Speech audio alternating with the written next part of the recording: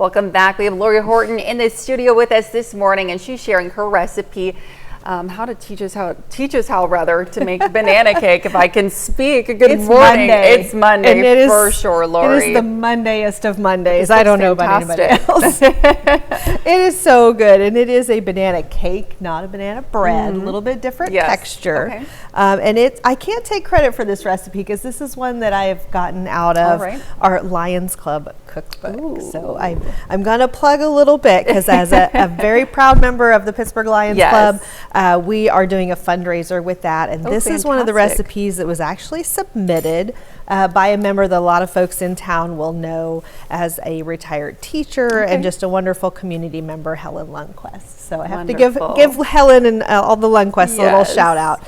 It's a wonderful recipe and just so perfect for, we're coming up on Mother's Day, into the school year, gifts. So this would be a great one to make and wrap up and, gift in that way. But we're going to start with mashing up a couple of bananas.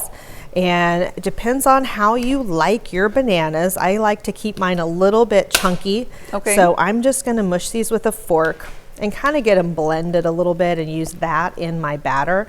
You can sieve these and actually really get all the little pieces out if that is your preference. Do them in a little food processor. Now I know with banana bread, sometimes people like those overly ripe bananas. Yeah. Are we just rocking with whatever we've got? I'm just going with whatever I've got. Now I'm going to be honest. If these were a little bit more ripe, they would mush a little bit easier. But I don't like a really brown banana. That's just my hang up. So you guys, you do you when it comes to your bananas. It's a great way to use up some of those that may be a little bit past where you want to put them in the kids' lunchbox for sure, but just don't feel like they have to be brown like that. They are a little bit sweeter and a little bit softer the more ripe they get, obviously. So we're just going to get those all meshed up. I'm going to take a little bit of time in between our segments on that. I'm going to set that aside. Other than that, we're going to come back to our basic cake batter, and this is again a little bit different than a banana bread. So we're going to start with some shortening. And I love these baking sticks. They make life so much easier. And measure that out. It's a half a cup, which is about a half a stick. And then we're going to add to that a couple of eggs. Always remember when we're baking, we're using large eggs unless our recipe says otherwise. And then we're going to add to that some sugar, just plain old white sugar. We're going to start with creaming those ingredients together. And I'll spare you guys making a little bit of noise. Happy Monday. It's a Monday. Gonna throw all that on the floor today. We're just gonna go with it. We're gonna cream those ingredients together. We wanna get them really nice and smooth. So start out with your shortening at room temperature, should be anyway.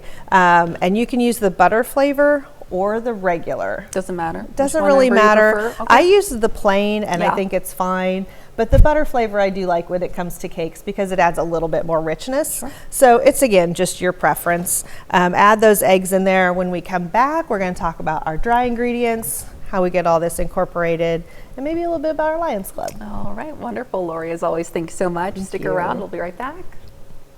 Lori Horton is back with us once again on this Monday morning, showing us her recipe for this delicious banana cake. Now we've combined our wet ingredients, mashed up our bananas. So what's next? What's next is pretty basic. We've got our dry ingredients, and it's just our very simple stuff: flour, baking soda, baking powder, a little bit of salt. I brought out my finest Tupperware for you guys this morning with that, but I'm going to just slowly incorporate that into my wet ingredients a little bit at a time, so don't make too big of a mess.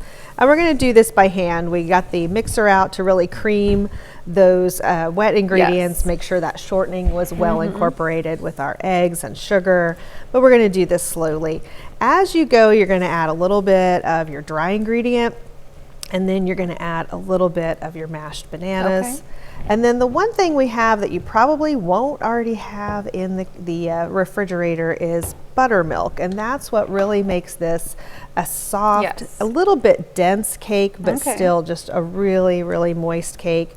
And so I'm going to add a little bit of buttermilk, a little bit of our bananas, and then just continue to sort of go back and forth with that so that we keep this really nice and we don't over blend it.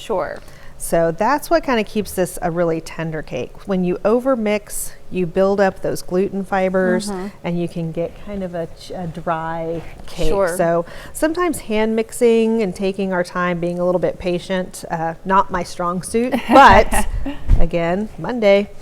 We really want to do it on purpose. So anytime you have a recipe that says to mix by hand, there's a reason behind it. It's not just to make you take your time or to avoid those hand mixers. There is a reason behind it. And this recipe is a tried and true one out of our Lions Club cookbook.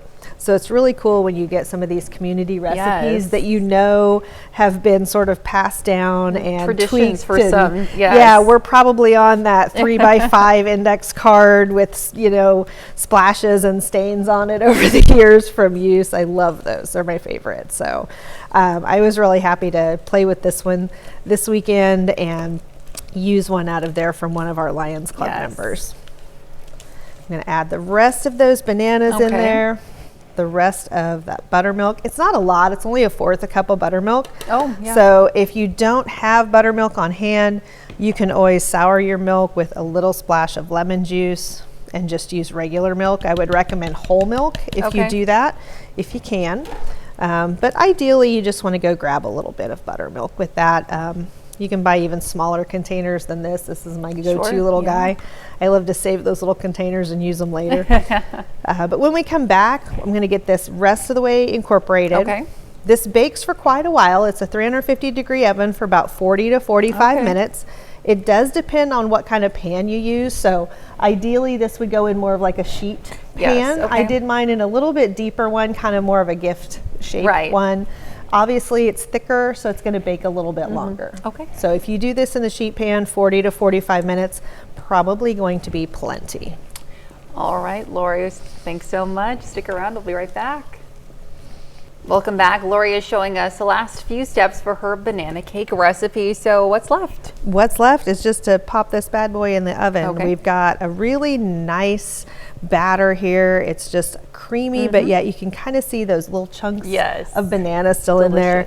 Again, it's kind of your choice. If you prefer to mash those a little more thoroughly and sieve them out, you can absolutely do that. I want to like get those little bits of banana in there when I go into that. So once that's baked, it's going to come out nice and a dark, rich golden brown on the top. You'll test it with a toothpick. Pretty standard fare for baking that. And there's actually a recipe in our cookbook for a banana frosting. So if you're doing a more traditional cake for it, you can go with that. I decided to go a little bit out on my own this morning, and I am going to do a rum glaze for the top. I always love a little bit of rum with banana. So this is just about a little over 1/2 cup of powdered sugar, maybe. We measure that with your heart, right? I'm going to put a little splash of rum emulsion in that, and this is a little bit stronger than an extract, so it's going to leave a little bit of flavor, a little bit stronger flavor in there. We're going with an emulsion and an extract this morning because it's 7 a.m. and we probably don't need straight rum, but you do you. And you get this at a local grocery store just fine, or you probably will have a little trouble finding it at a grocery store, a little bit more specialized store. Like one in particular that I'm a big fan of, Downtown Celebrations, we carry that all the time. But you can use a rum extract. You just will use a little bit more because it's not quite as strong. This stuff is nice to bake with because it doesn't evaporate out like your water-based and alcohol-based extracts. So that's why I love it so much. You use such a small amount. But you can really smell that rum flavor. You can use actual rum in here if you would like.